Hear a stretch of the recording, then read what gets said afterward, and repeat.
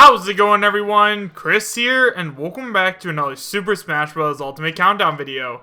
We only have 6 days left until the game's release on December 7th, and wow guys, I cannot believe that in just 6 days we are all going to have Super Smash Bros. Ultimate in our hands. Well, unless you're getting it for Christmas, in which case you have a little bit longer, but it is really cool that we only have 6 days until the game officially launches. But until then, today we are going to be talking about the 6 most likely characters that are going to end up as DLC, just because there has been a ton of evidence found through the data mining and stuff like that. So remember, as always, and I cannot stress this enough, just because there is all of this evidence for each of these DLC characters, that does not mean they are all 100% guaranteed to make it into the game, so make sure you guys take all this information with a grain of salt, and realize that I'm talking about this just for fun. If you'd like to read along while I talk, you find a link to the original post in the description right down below, and now, with all that out of the way, I have to tell you guys where this info came from. So guys, this is just a follow-up video on a video we made a couple of days ago talking about these characters, and we only talked about 5 in that video, and in this one we are going to be talking about another one. However, if you haven't already watched the last video, I will leave a link to it in the description as well as the pinned comment.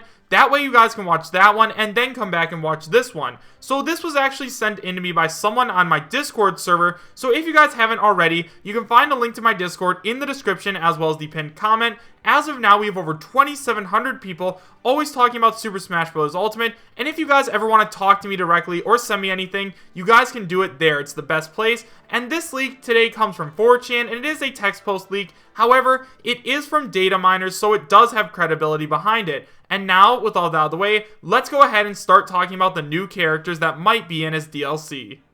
So guys, the information that we are going to be taking a look at today does in fact build off my theory that spirits do in fact deconfirm characters. Now, as of now, we really don't know 100% one way or the other if spirits do deconfirm characters, but as of now, I do believe that they do, so we are going to go with that theory. Now, the characters that we are going to be taking a look at are main series characters that for some reason did not have any spirits included in spirits mode of Super Smash Bros. Ultimate, so I thought that it'd be pretty important to talk about them. Apparently, a bunch of other people feel the same way that I do, because these are the people that came up with these lists of these 6 characters, because after they searched through all of the 1,300 spirits, these were nowhere to be seen. The characters that we are going to be talking about today are Porky from the Earthbound series, Monster Hunter from the Monster Hunter series, Cylons from the Metroid series, Banjo Kazooie from the Banjo and Kazooie franchise, Adaline from the Kirby series, and Poochie from Yoshi's Woolly World. So first of all guys, let's go ahead and talk about Porky from the Mother series. Now if you guys don't know who Porky is, basically, he is a villain from the Mother series. He's one of the main villains, and he also played a pretty big role in the Subspace Emissary, so let's go ahead and talk about the evidence supporting his inclusion in Smash Ultimate. First of all, he is Mother 2 and Mother 3's major villain. He's the main villain of both of the Mother fighters, meaning Ness and Lucas. Sakurai liked him enough to make him a 2-phase boss fight in Brawl. Every boss fight in the series has a spirit except for him. Porky is the only boss from Subspace Emissary that does not have a spirit of him in the game.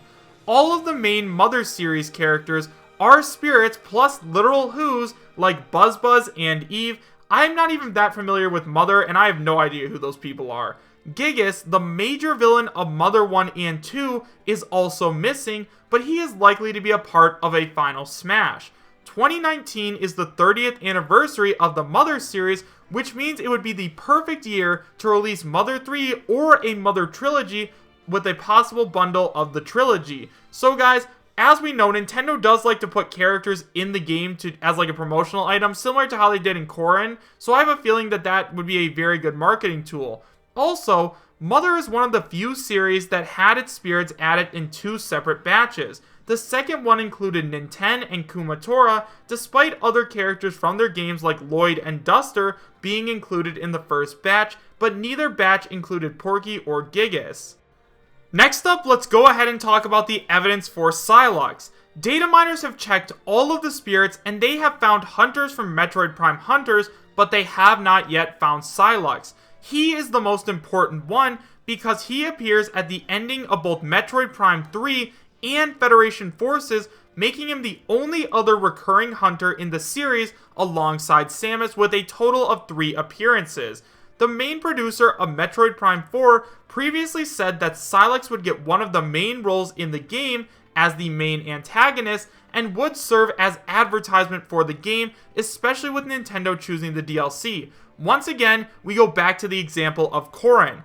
As we know, Nintendo are the people that are choosing all of the characters, and although Sakurai does have some say, he basically decides whether or not he can actually come up with a good moveset for the character, he does not control who is getting into the game. So if Nintendo wanted to promote games like Metroid Prime 4 or the new Earthbound or Mother games, they would do that by putting those characters into the new Smash. A common character that people think is going to get in for sure is another Fire Emblem character such as Edelgard, just because they think Nintendo is going to want to promote the new Fire Emblem game, Fire Emblem Three Houses, and I am definitely inclined to believe that, just because it would be a great marketing tool. Next up, let's go ahead and talk about a Monster Hunter character. Now, the biggest piece of evidence for a Monster Hunter character coming to Smash is that Rathalos came to the game as both a boss character and an assist trophy. Not only that, there is music in the game files having its own folder, and it is somewhere in the fighter section, meaning that they could have started working on a Monster Hunter character a while ago, and then decided to save him for later. As of now, I'm not really sure, and I'm not really sure which Monster Hunter character they'd put in, just because I don't really play Monster Hunter. So if you guys know, let me know in the comment section down below, but as of now, I do have a very good feeling that we will be seeing a Monster Hunter rep. Next up, let's go ahead and talk a little bit about Banjo and Kazooie. So the biggest evidence behind Banjo and Kazooie's inclusion is that DATAMINERS found two rare IPs in the files, being Jet Force Gemini and Blast Corps, proving that Microsoft is involved. Phil Spencer, the leader of Microsoft, confirmed that he was okay with giving Banjo in Smash, and he also scored extremely high on the ballot, something that Nintendo 100% noticed. Also, crossplay exists between the Switch and the Xbox One, meaning that a collaboration already happened between the two rivals. Not only that, guys, but remember, I've talked about this a bunch, so we're just going to go over it really quick, but Nintendo has in fact trademarked Banjo and Kazooie's name. Now, remember, if they trademark something, that means they either want to sell merchandise, make another Banjo and Kazooie game, or use the Banjo and Kazooie game again, or put him into Smash.